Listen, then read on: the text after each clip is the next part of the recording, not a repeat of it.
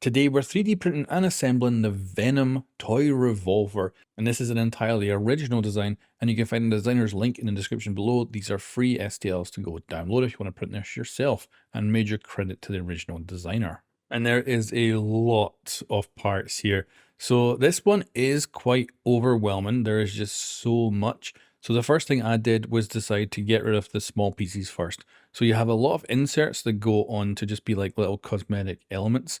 So I went ahead and cleaned up the major parts as I'm doing here, and then went ahead and started adding the decorative parts. And this way we're just reducing down the overall amount of stuff we got to work through. And there is a lot, small and actually big. So moving on to this section here, we do have this kind of chin element that goes in, and it's quite a decent size.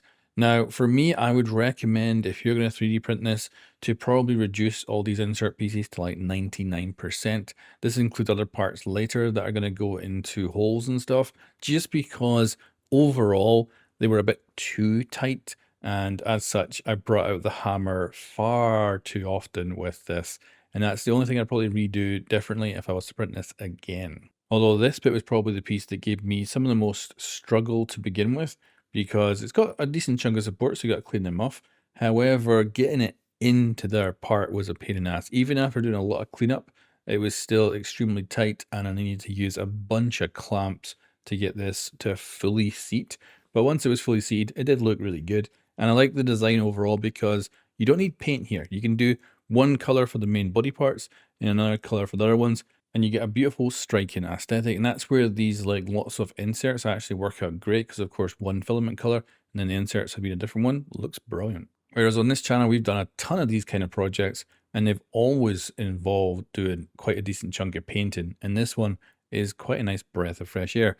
Now these two hand parts, so you could print them those orientation and then have supports inside, but if you just flip them upside down, they print a lot easier. So I'd recommend having them upside down when printing. That way you don't need a bunch of supports. However, the exterior might not look quite as nice as it possibly could do. And you can see we're still working through adding decorative parts here, but these half circles are not. They're actually going to lock in some other elements later that'll bring the whole thing together and make it much more rigid. Now, this is where some of the cool stuff happens. So in here, you've got a spring. You can see it only can go in one direction. And this is the weak version. There's also a stronger version you can print off as well. So I'm going to try the strong one first.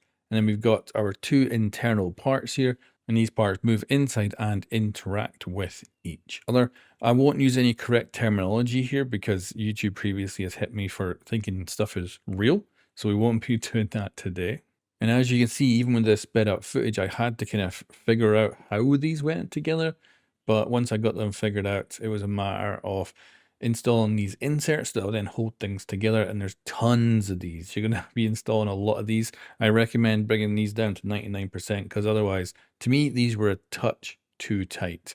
They are good tolerance wise, but too good, I think.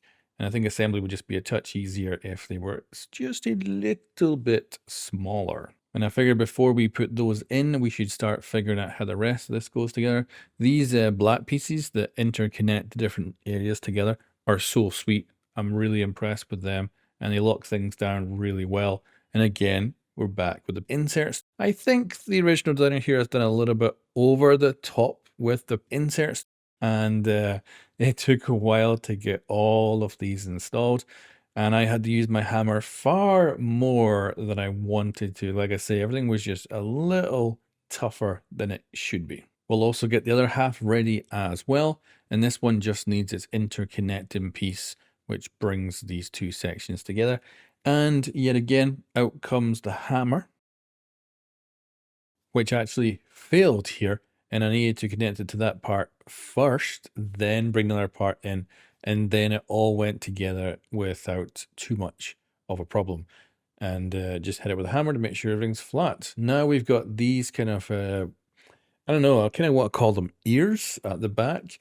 So they've got those moons that I talked about, the half circles earlier. They've also got an additional insert, and then we go ahead and just put them in. I actually thought that was the correct one. It wasn't.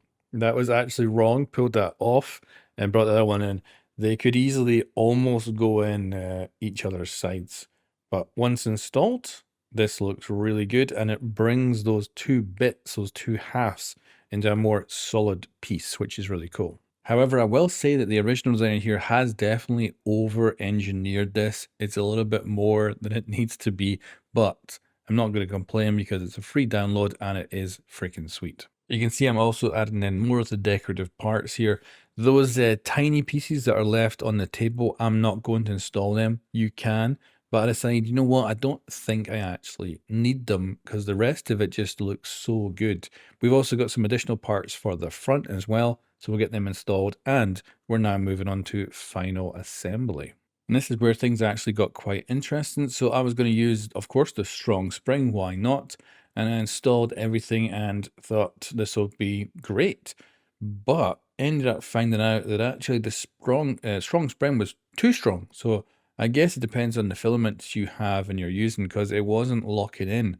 So as a result, I was like, oh, it's not working. So let's try the other one. So disassembling it, brought in the weaker spring. And this is cool. I'm loving the fact that we have these 3D printed springs now that everyone's doing. It is so cool to see them in action. So I went ahead and installed all of this stuff to see if the weaker spring would actually end up being a better option, and was quite surprised. Although getting this back in for some reason second time around took forever, but there we go. But you can see it now locks in, which is perfect. So that's how we want it to work and function when it's inside. And this is now going to get encased when we put the other part on, and we'll have our basically one half of our toy done. So with everything glued up, and I really did glue everything up, went over every insert with some glue, and it was now a matter of putting it together. But because there's so much in there, and it's just over engineered with too many inserts, I went ahead and absolutely clamped it down. But it totally looks amazing. And now time to do something that I would regret. So this is something you can do to add a more visual flair. However, you'll notice the proud of the end here. That ended up being a big issue when I went to put this together later. And I don't know if it's me messing something up or what. Now the back there, they're going in upside down of what they're supposed to be. But I kind of like the look of this with the flat silver to the back.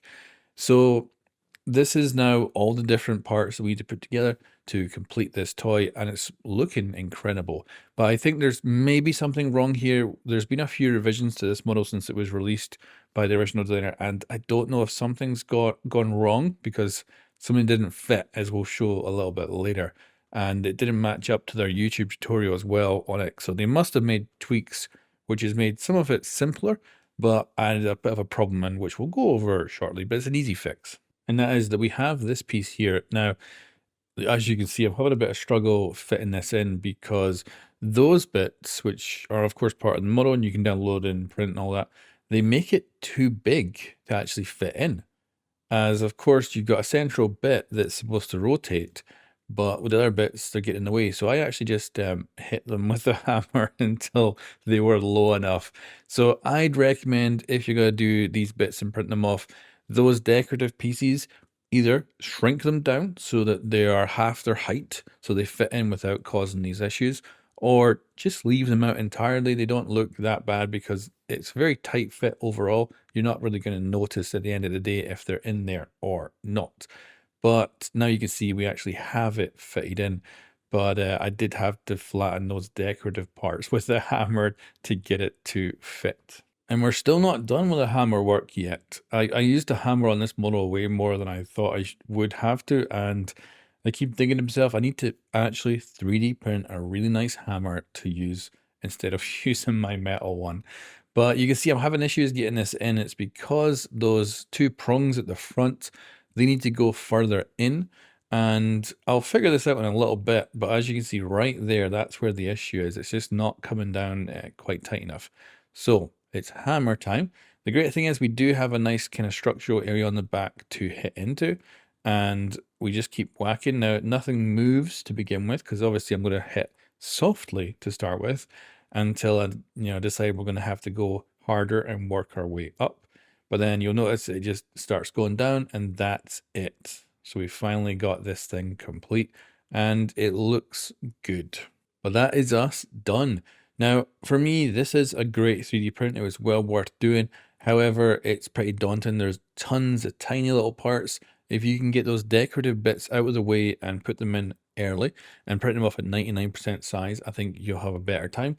I think that you can ditch quite a few of the decorative parts as well and just leave them out and you won't have too much of an issue. And a lot of it is a bit over-engineered.